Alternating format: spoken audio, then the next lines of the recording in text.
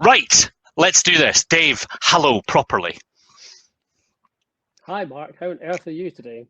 Well, I'm just peachy. I've spent 17 minutes of my day dealing with all sorts of stuff. But anybody watching this back on YouTube later, you'll never know what happened because we will have edited it all out by then. So that'll be really super. Right, let's dive in. And I want to we'll talk, of course, about the stuff going on at Nucleus and all that kind of thing, and we'll talk about how you're coping and whether yesterday's announcements are going to change anymore and all that kind of stuff.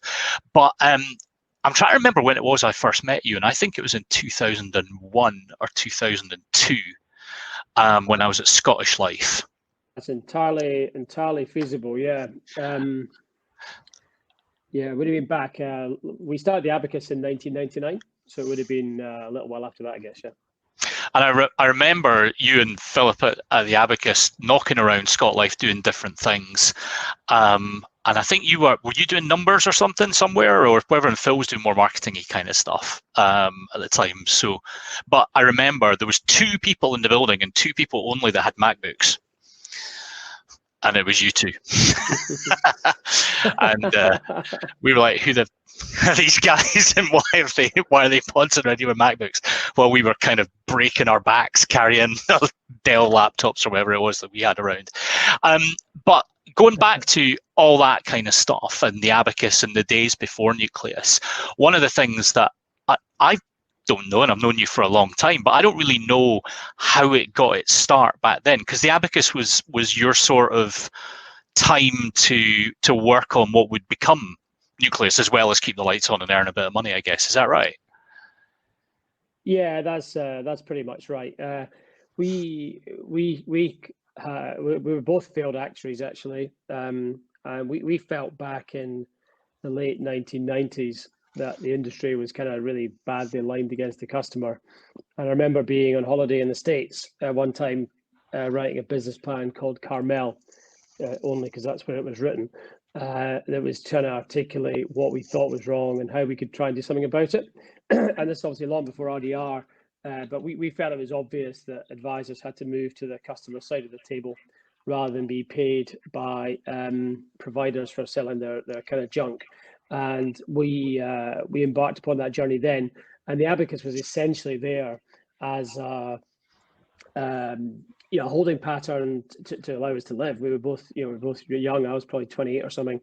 Philip, I think, was a year and a half older than me or something. So yeah, we did that, and we basically not unlike probably the very early days of the Landcat. I'm obviously nowhere near as impressive, but we had a consultancy business doing sort of product development, marketing support for all that kind of stuff, and that's what we did, and we got off and running with the Abacus in '99. We had a whole bunch of clients, life companies, asset managers. The FSA was a client.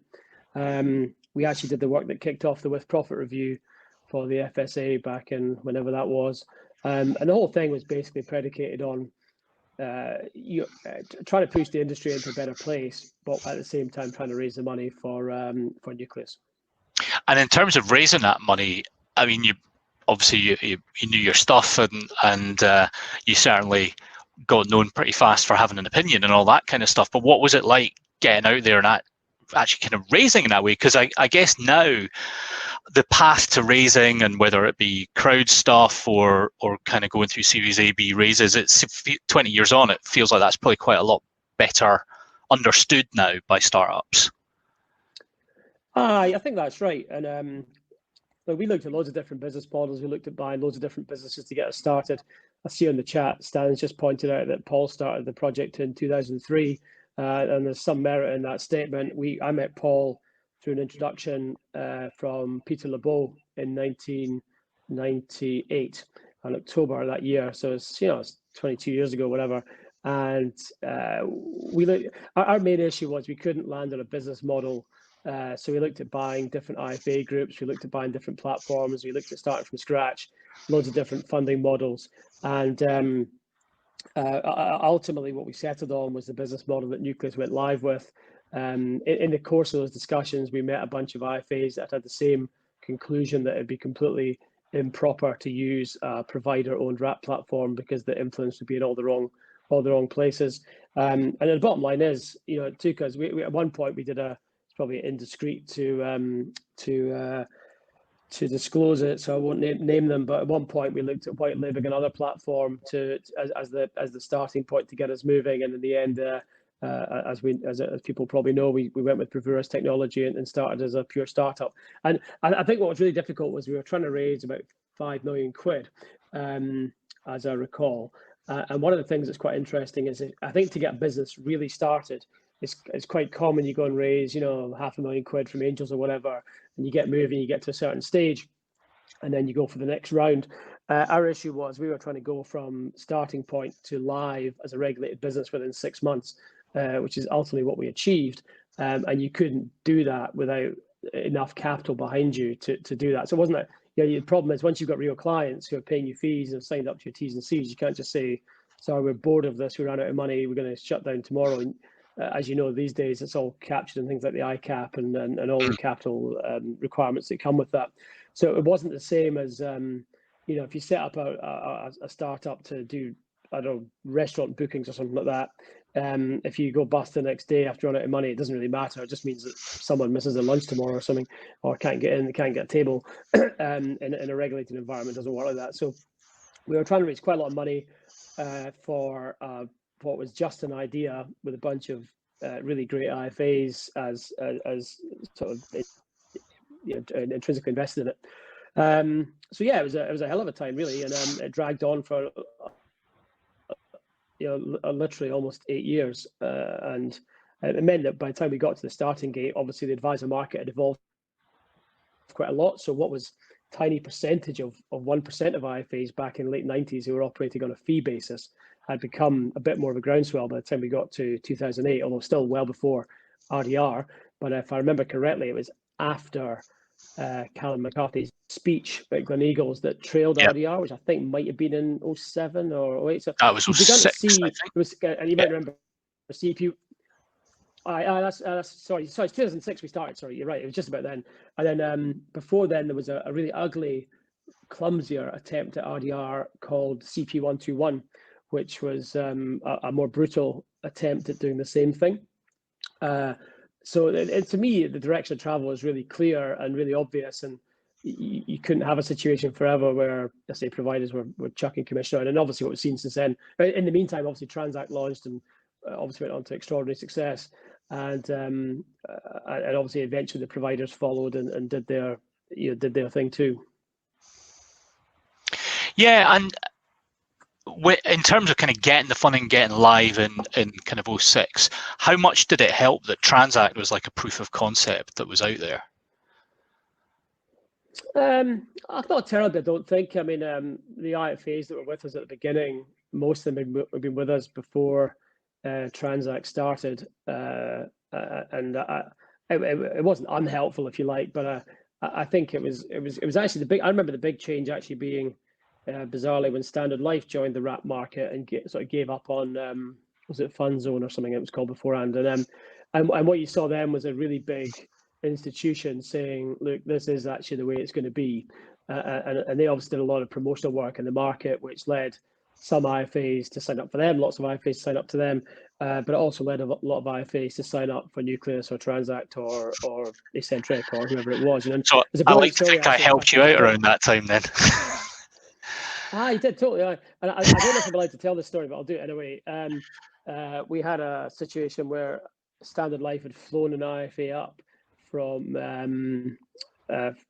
the south coast somewhere, probably best left undisclosed, and put them up for lunch in the boardroom and all that sort of crap.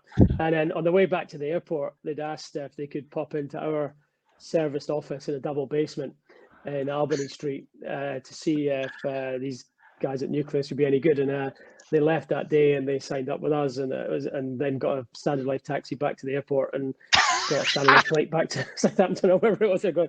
And that was always one of my favourite stories. And those guys still use us. They've got probably 300 million with us now in a lovely, lovely firm. It's well, it's a pleasure to be able to help fund your growth at that time.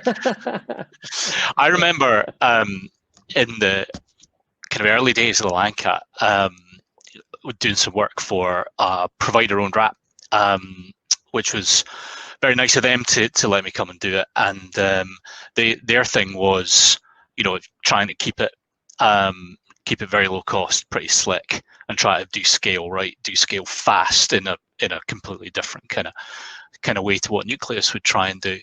And I remember walking in there, and one of the first kind of big workshopy meeting type things of many that I got asked to go and do was something called "How can we be more like Transact and Nucleus?" That was the name of the meeting. And I was like, really? And I remember saying, why on earth would you why would you do that? You're just completely different organizations. And there's a bit in Gladiator where Russell Crowe says, if you feel the kind of sun on your face and whatever else, you're already dead and you're in Valhalla. And the point at which you're having a fight, if you're a big provider, the point at which you're having a functionality fight or an open market fight or whatever with somebody like Nucleus or Transact, you're already dead. You're never going to win it. So it's obviously kind of tempting, I guess, as you kind of go through these years of development to kind of see pockets of scale and things like that maybe if you compromise this or compromise that, you can go for. Did you do any of that stuff? Is there anything you feel that was a bit icky? I certainly remember things that we did back in the day that if we had it over again, we probably wouldn't have. And the funny thing was that they never quite turned out as good as you thought they were going to be, and you'd already kind of lost a bit of your soul along the way. Yeah, I don't think we've ever. It's actually probably the only thing I'm really proud of in Nucleus. I think we've never compromised our principles. We've made loads of mistakes, right? Loads of mistakes on all sorts of things, and we've launched things well, launched things badly, made mistakes with people issues, and loads of stuff like that. But if I look at the company as it is today, the belief system we set the company up with is entirely unaltered and entirely remains true.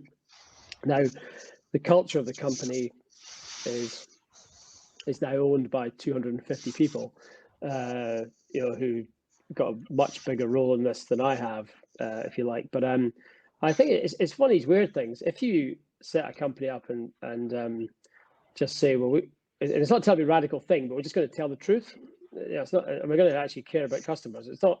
These are not revolutionary concepts that need to be explained to people. And I think if you know the legacy industry as well as I do, and better, I'm sure. And most of these companies, unfortunately, are protecting a position that was established over, in some cases, 100 years. I believe some of them were formed as long ago as 1825. And you have this kind of thing where it's utterly irrelevant to what's happening in the world today. And unfortunately, and you see it in the banking sector as well, you see it in financial services more widely.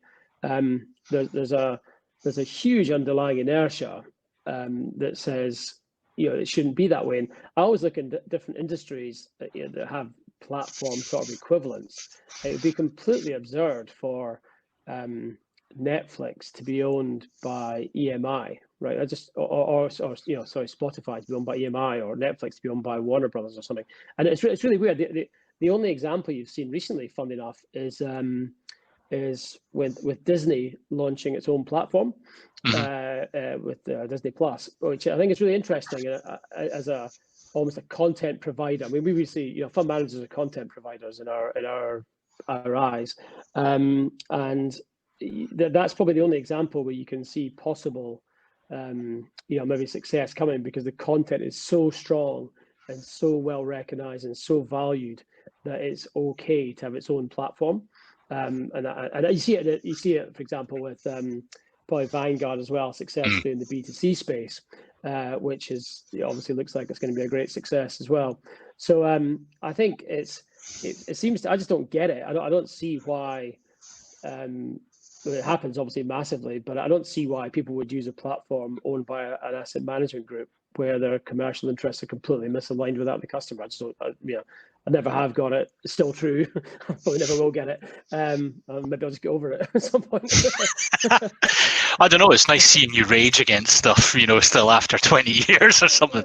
Though must be something. And maybe that does happen. But we've read over the years lots of people saying that the market's going to thin out and there's really only room for 6 of these guys and there will be behemoths and all that kind of stuff, which I always thought that was bullshit. There's lots of room for lots of things. But what do you think? We've got some consolidation that's happened lately. Is there going to be more? I'm sure there will be more. Yeah, I think what you've seen so far, if you look at the M&A activity in the platform sector, it has generally been sort of distressed shareholders exiting. I can't think of very many instances where somebody's acquired a successful platform.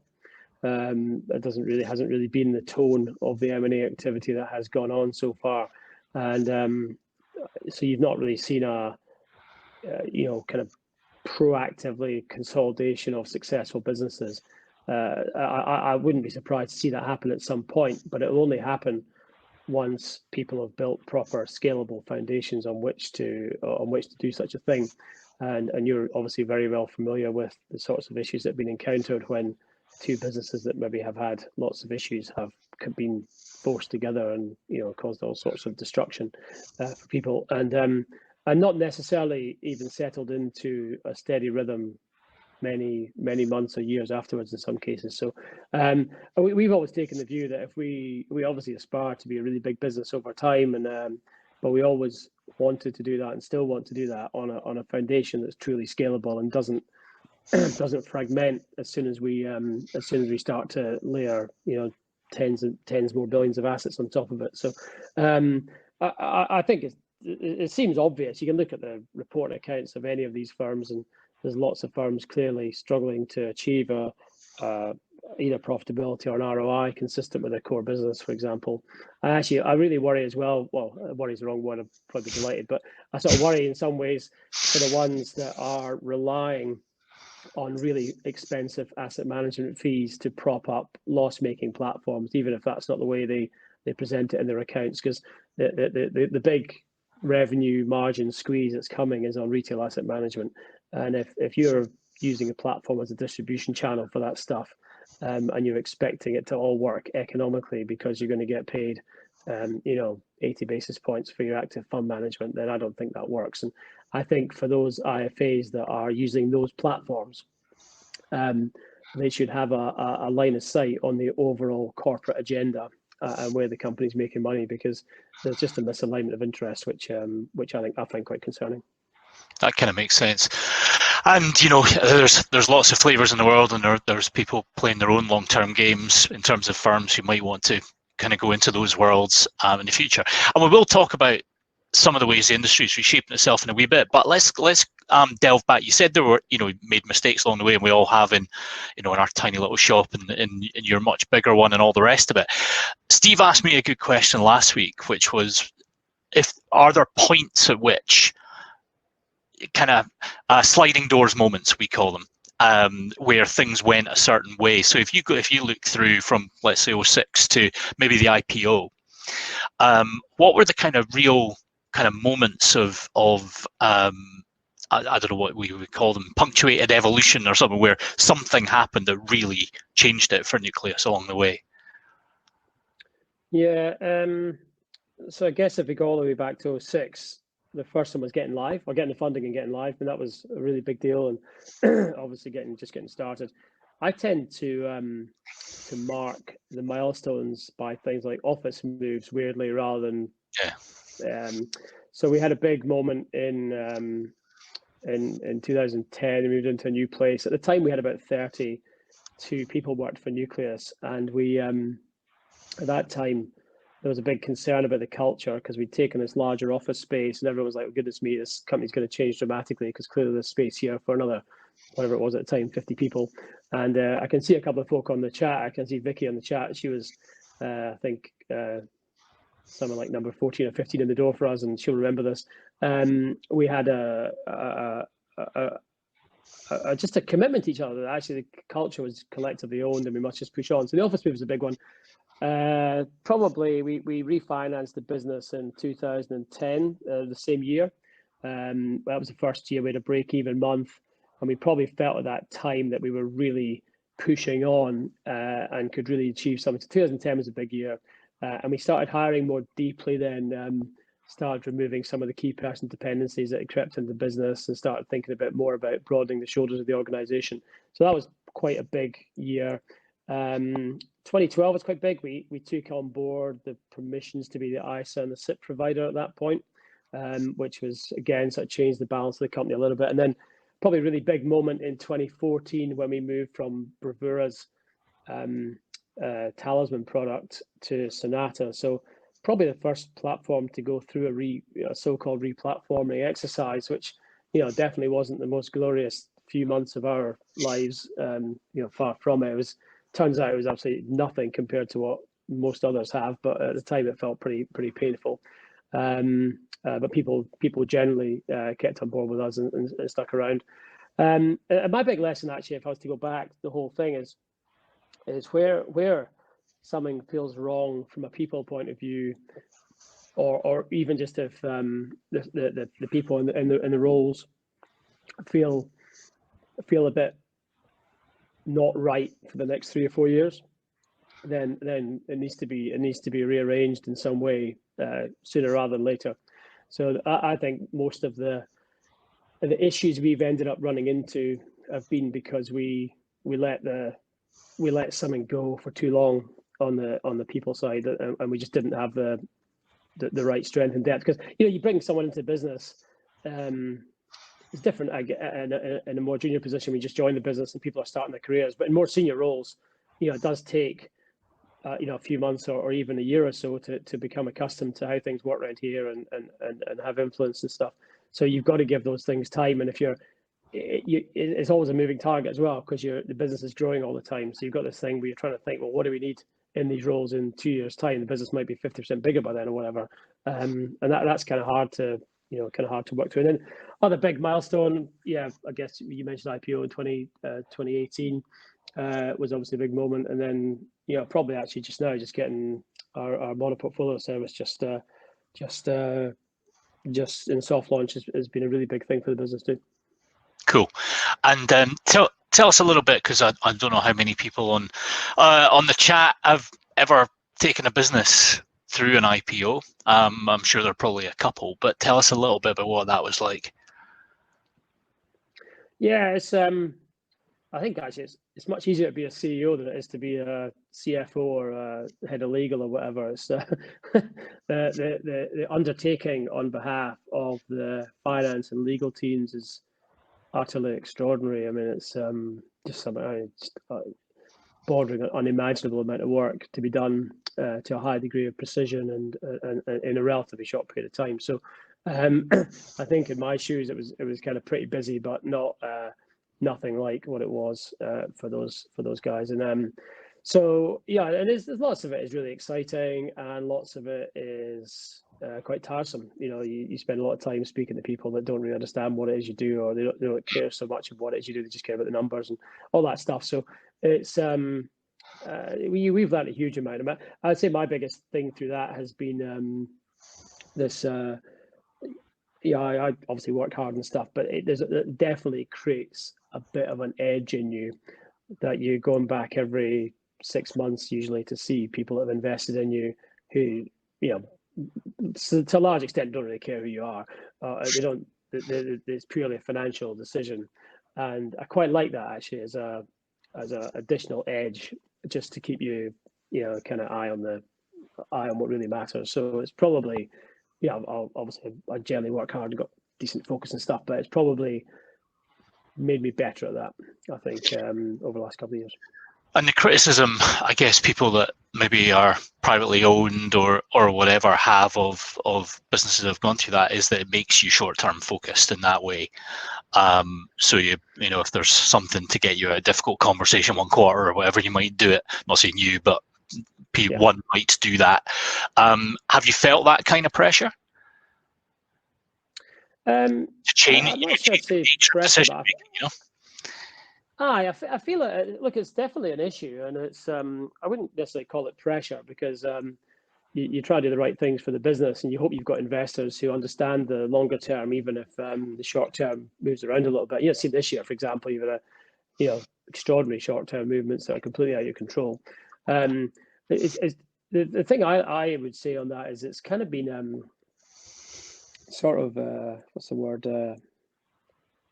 Just trying to see the bigger picture, and we're in a market which is volatile in terms of its exposure to market levels, that sort of stuff. So this year, for example, in March, when all the current situation began to unfold, we could have said, right, let's cut back on a lot of expenditure. Let's just let's put everything to profit this year and be happy to compromise the business over the next 2 or 3 years because we'll have less invested in the product development and such like. And we went, well, no, it's just crazy because we're here. Anyone who's invested in Nucleus has done so because they believe in the medium to long-term story. So actually, the smarter thing to do is to keep on investing deeply in the product and product development and see through that. So I think there's a thing about it, which is hopefully over time you become trusted by the investors and by the market. And actually, Stuart's our CFO, when we embarked upon this, we sort of made a commitment to each other, which is consistent with the company's values and everything, that we weren't going to get sucked into kind of misleading people or trying to bullshit or say something that wasn't true. So we sometimes get accused by investors and analysts of being a bit conservative and a bit, we're probably seen as more punchy, like in this sort of market, than we are to the stock market, if you like. But we felt it was really important that no one could turn around later at any point and say, well, these guys, led us up the garden path on what was going on in the product or what was happening with this cost line or something like that, and because you don't want to be, you still want to be in that situation, I suppose. Yeah, well, it's risky, isn't it? If it comes off, then everyone's fine, and otherwise it gets very difficult. So you mentioned product development and all that kind of stuff. So it's a bit rude to get you on here and not get you to talk briefly about the new thing, and then I've got some questions stacking up on here, so we'll answer some of those as well. Sure. IMX then is your new thing. Come on, this is a bit where you talk about your book, or your new film or something. Yeah. Yeah, well, I'm the world's worst salesperson, but yes. What we figured was that retail asset management is, overpriced, oversupplied, and underdelivers in most cases, and also is often not terribly well aligned to customer goals. And I'm not a massive fan of this model where, a short-term risk measure like 1 year vol is used as the defining characteristic for developing portfolios, and and that's not how the institutional market works at all. And I think as financial planning has moved from being over the last 20 years, whatever, from being a transactional product-led thing to a very long-term service-led model, I don't think that the portfolio construction has moved with that.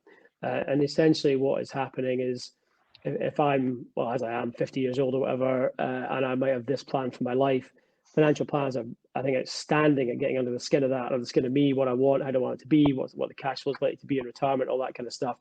And then to run a portfolio which is linked to short-term volatility against that, I think, and certainly using traditional retail funds is an expensive and slightly misaligned way of delivering against that, right? So what we've done is we've seen, well, how would a pension scheme run how would a defined pension scheme run its asset management piece, and can we use technology to bridge the gap between the retail institutional market from both alignment with goals and fees perspective?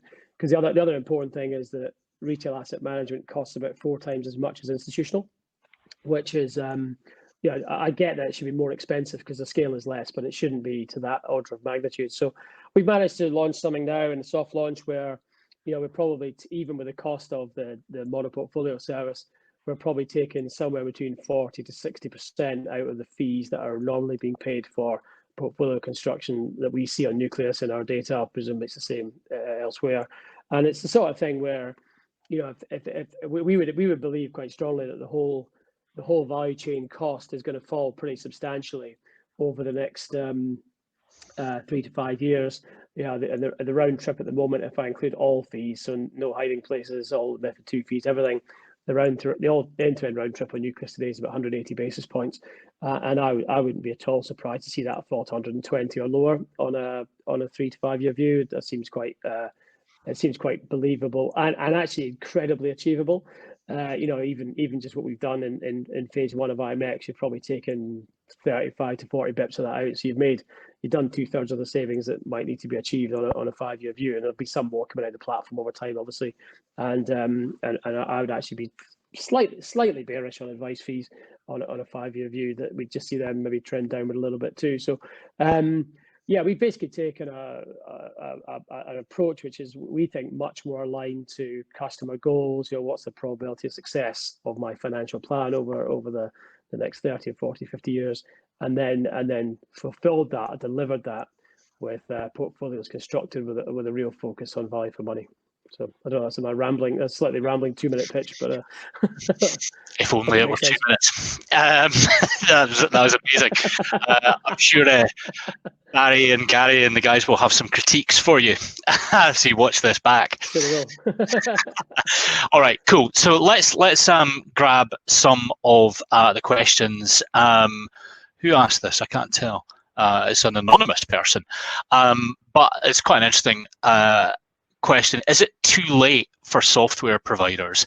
And I think what this person means is for new kind of platform software to kind of hit into this market. Have the incumbents just got too much functionality and the gap is too big?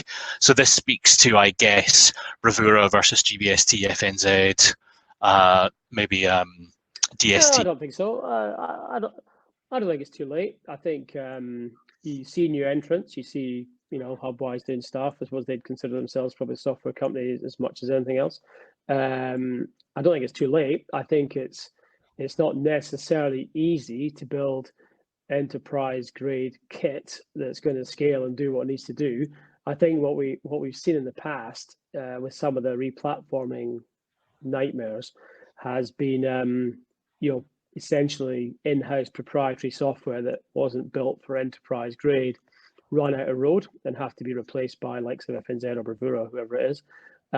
So I don't think it's too late, but I think if someone is building such a piece of software, I think anyone procuring it should be acutely aware of the competitive pressures that will exist in the platform market over time, that will mean that scale will come to matter on the right foundations. And building a platform that gets stuck at 3, 4, 5 billion of assets, or even get stuck at 10 or 12 or even 20 billion of assets, probably in the long term, it's probably not the place you want to be. And if your technology won't see you through that to the other side, then it's probably an issue. Do you ever wish that part of the Nucleus trip had been kind of building your own stuff from the start? No. The best decision we ever made was choosing Bravura. No question about it. Having proper, scalable, grunty, heavy lifting software at the back end of what we do has been a brilliant decision. And I've had this argument with Ian Taylor about 1 million times over the years, and obviously Integrafin's a great business, and we admire them a lot. But we went live on Sonata 6 years ago, right? 6 years past June or something, and I don't know if we've had 2 minutes of unscheduled downtime since then. It just works every day. It does what it needs to do, and we're able to focus on the bits that we think there's more scope for differentiation, which is on the front end, digital engagement, client portal, IMEX, APIs, all that kind of stuff. So I think having the confidence in a real enterprise grade software that's been continuously developed both on other clients' R&D budget and Bravura's R&D budget is really, really great. So no, I think what we probably should have done is build some more of the front end components a bit earlier than we did, because I think everything we've done there has been really, really good. We did the Ray, which was the client reporting, has been really excellent. We've got a really good capital gains tool, a good client portal, all that stuff. So I think if I look to the future and see all the opportunities for connectivity, which is obviously a pretty hot topic in this market just now, I think we're in pretty good place to really do well there and be a very willing participant in all that connectivity that needs to happen if advisors are going to find the efficiency they might need to find over the coming years. And there's a few questions around that actually. So you're either a kind of ecosystem type provider, or you're integrative in your nature, but you've been building stuff. But if someone says, listen, would you open up to wherever it is, this particular new CRM or this tool over here, even if it was something that you offered yourself? Are you the kind of, you guys are in charge, we'll do our best to integrate with that? Is that your approach? Yeah, I mean, it's a really, I think it's a really interesting area where, so if I take as an example, our Narrate is built on a transaction API, which is available to anyone that wants to consume it and use it. So that's there for anybody. One of the issues you find on this topic, because it's a very easy topic to get evangelical about, it's a bloody difficult topic to deliver something of quality in. And you see a lot of people saying, if only everybody was more open, and people can be open, but you've got to do the hard work on the other side as well. So if you want to do a better version of Narrate or a different version or whatever it is, you've got to go through the hard yards of learning what the 300 transaction types on Nucleus all do. Or you can choose not to do that and do something that's half-arsed and inaccurate a lot of the time. And I think this is the point. And whoever wants to participate in that connectivity debate, I think we've got to recognize that depth of understanding and depth of connectivity is very important. Because if I choose to disregard half the transaction types on Nucleus or transact or standard life wrap, because that's all I can be bothered investing my time in to understand, then the real risk is that I miss some transactions that are perhaps vital in understanding the client's circumstance. And as we know, if you make a mistake, it's quite easy to make an expensive mistake in financial services by ignoring some of the activity. So you can bust your lifetime allowance, or you can do some tax mess up very easily. So I'm really interested in how this plays out over time. But we're certainly, whether spiritually, of the view that whatever APIs we use to build our stuff, we're very happy to make available to others who wish to consume them. But we'd also encourage them to do so in a way, probably insist others did so in a way that had substance and depth, rather than a kind of shallower version where you just run all sorts of risks of things going wrong down the track. And so I think it's a technically really complex area, which is also strategically very interesting. Cool. Andrew, I don't know if you've got your eye on the chat there, but Andrew North's asked a really interesting question, and actually Gary and a couple of other guys have asked sort of similar things, but not specific. So he's asking, will back office systems become another player in platforms? And then other people are asking, who comes in here? What's the next kind of wave of innovation, or if we want the buzzword for disruption? Basically, who comes to try and eat Nucleus's lunch? Yeah, we think of this all the time. I love that quote. I've forgotten now who it is, about being complacent, or it's like, so only the paranoid survive. Andy Groves, I think, the Intel guy. It's a sort of success breeds something, failure. Success breeds complacency. Complacency breeds failure, and only the paranoid survive. So I spent a huge amount of time sort of monitoring the edge of our market. I think this idea that back office systems will become platforms is a bit of a stretch, to be honest. Probably the best integration I think we've seen is possibly between Enable and SEI on the Fusion thing. I think has probably worked pretty well. It's probably a few years ago now, but the real issue is that if you look at the substance, the governance, the capital resources of the back office systems, they're very thin, right? They're thin pieces. They have no regulatory responsibilities whatsoever. If something goes wrong, it's okay. Something's wrong. It might matter on a sort of service point of view, but it doesn't really blow anything up at all. And it's much harder. It's materially harder to run a platform business, and materially more complex, materially bigger regulatory responsibility, for example, than it is to build a piece of CRM software. And I have huge respect for for some of the tools anyway that you see around the IFA market, not for all of them, obviously. But anyone who thinks that building a CRM system is the same as building a platform business is off their head, and so far removed from reality. It's actually dangerous, and I'd really discourage people from having that train of thought. If I look at what our business gets through every day, and the responsibilities on client money and all that sort of stuff. And even just like having a wind down plan if some massive event happens, and it's not the same as having a piece of software. It's and I suspect that's what's led to the some of the issues we've had in terms of integration, because there's I'm going to say something I hate, right? I'm going to say it anyway. All that crap you hear about deep pockets, I don't believe, right? I don't think it's about that. This idea that you've got to spend hundreds of millions of pounds to achieve anything, I just don't buy that. It's Transact was funded with like £1 million or something. Is now a $1.5 billion company. I'm sure Andy Bell started AJ Bell with nothing in his bedroom, whatever it was, and Nucleus was funded very thinly. So I don't believe you've got to have hundreds of millions of quid, but you do have to have organizational substance and an ability to understand really complex stuff and do it at scale. And that is completely different to running a CRM system. And it's definitely right. The sector has kind of grown up, right? Because it's just advised money to kind of, £500 billion, and you can't piss about too much with people's money in that sense. And so Gary Hale asks it really well, I think. Says, so platforms were innovative and you gleefully put the boot into 100 years of the life sector and all that kind of stuff 15 years ago. What's next? What's the next kind of big innovation? And the kind of kicker to that is, have you become the establishment? Not you necessarily individually, because I have trouble imagining some CEOs wearing Velvet Underground t-shirts and that kind of stuff.